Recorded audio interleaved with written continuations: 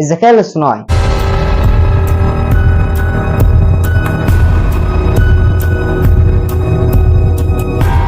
الموضوع مبقاش أداة بتساعدنا إن احنا نخلص شغلنا أسرع، الموضوع بقى أكبر من كده بكتير. الذكاء الاصطناعي قرب إن هو يكون المتحكم في كل حاجة في الحياة. تخيل إن أنت قاعد في بيتك بتخلص بروجكت أو مشروع عندك، وفجأة لقيت الآلات بتتحكم في كل الأنظمة عندك. الموضوع مخيف شوية، بس فعلا هو ده اللي قرب يحصل. شغلك، حياتك، كل حاجة بقى بيتحكم فيها روبوت، آلة. سألتش نفسك ليه الشركات الكبيرة زي جوجل وفيسبوك وأمازون بيستثمروا مليارات في الذكاء الاصطناعي؟ أكيد مش عشان آلة بتساعدهم يعني، الموضوع اكبر من كده بكتير. ده حتى المستشفيات بقت تعتمد عليه في التشخيص، والمدارس بقت بتعتمد عليه في التعليم. شفت الموضوع وصل لايه؟ لحد هنا ممكن الموضوع يبقى تمام، بس هل احنا هنفضل دايما احنا اللي بنتحكم في التكنولوجيا، ولا هيجي وقت والتكنولوجيا هي اللي هتتحكم بينا؟ ده السؤال اللي بيخوف شويه.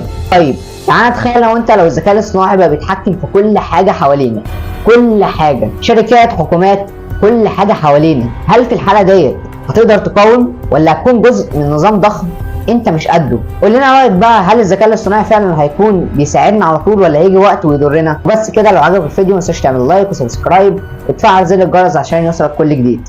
وسلام.